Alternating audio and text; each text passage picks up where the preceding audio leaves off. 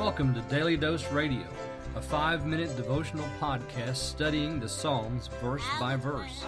Broadcast from the ever-beautiful Sharonville, Ohio, on the sunny side of Cincinnati. Hey there, Yuletide greetings from Daily Dose Radio. This is the Bible Bistro. Today we're going to have some eggnog, have our little Christmas party today. A little eggnog, or I don't really like eggnog, so I don't know if I'd even serve it. I might have some hot tea. It's kind of cold here where I am. Maybe it's warm where you are. We'll have some presents and some goodies and break out the Christmas cookies. I would definitely serve that at a Christmas party. But the most important thing to serve at a Christmas party is a little meditation on God's Word. So how about we turn in our Bibles to Psalm 77, and we'll look at verses 16 through 20. Now, all week we've been talking about this psalm, and wow, it's marvelous, isn't it? I mean, the sick man is complaining, why doesn't God hear me? Has he forgot? Has he clean gone out? How's that verse go? I love that verse. Is his mercy clean gone forever? No, it's not clean gone forever. We're finding out that it's not, because he's remembering. He's remembering the right hand of the Most High, the works of the Lord, the wonders of old. He's meditating on all that. So his healing has begun. He enters the sanctuary and he remembers, this great God is my God. And then he addresses the Lord there, thou art the God that doest wonders, there in 14. Now we come to 16 through 20, and we've begun a story because he's talking about the redemption of the people of Israel, Jacob and Joseph. So where did that happen? Well, it happened quite a bit, but it principally happened in Egypt. So that great redemption is what's being remembered here. Verse 16, the waters saw thee, O God, the waters saw thee, and they were afraid. The depths also were troubled. The clouds poured out water, the sky sent out a sound. Thine arrows also went abroad. The voice of thy thunder was in the heaven. The lightnings lighted the world. The earth trembled and shook. Thy way is in the sea, and thy path in the great waters. Thy footsteps are not known. Thou leddest thy people like a flock by the hand of Moses and Aaron. You almost want to Selah at the end of that, don't you?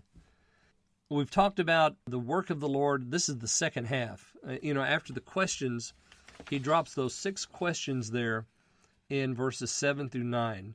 Will the Lord cast off forever? Will he be favorable no more? Is his mercy clean gone forever? Doth his promise fail forevermore? Hath God forgotten to be gracious? Hath he in anger shut up his tender mercies? And we've answered those questions by remembering what the Lord has done. And here we call to remembrance even more. The waters saw thee, O God, the waters saw thee, and they were afraid. The depths also were troubled. Now, we've had trouble before, haven't we? He talked quite a bit about his trouble, my trouble. I was troubled when I remembered God. I'm troubled, I cannot speak. But now his eyes suddenly are not on his own trouble, but they're on the trouble of something else, the trouble of the waters, because God's great. And when God, in his greatness, moves, generated by his mercy for his people, nothing stands in his way, not even the waters of the sea, the depths. They're not going to stand in his way. And what happened when he redeemed Israel from Egypt? He dried up a path through the Red Sea. Can God do that? Absolutely, God can do that, and he did it. The clouds poured out water, the sky sent out a sound, thine arrows went abroad, the voice of thy thunder was in the heaven, lightnings lighted the world, the earth shook and was trembling. Here we have, again, the earth shaking and trembling. We had that in Psalm 76. We had it in Psalm 75. I bet you we had it in Psalm 74, although I can't remember the exact place. But this theme has been in these verses of late, that the earth was shaking because of the presence of God. When he moves, the earth trembles. Thy way is in the sea, thy path in the great waters. Thy footsteps are not known. Thou leddest thy people like a flock by the hand of Aaron and Moses. Here is the answer to the questions. What happened to God's mercy? It never went away. Because as you look at the history here, he led them like a flock by the hand of Aaron and Moses. That is the mercy of God revealed amongst his people. Why? Why did God, in mercy, behave this way towards the people of Israel? Was it because of merit? Did they do something that made them worthy of mercy? No. Never is mercy based on merit. Mercy is always based on covenant. God is acting out of a covenant desire. His promise in the covenant is that he's going to be merciful, gracious, and save. And that's the way he always acts. He acts in mercy towards us.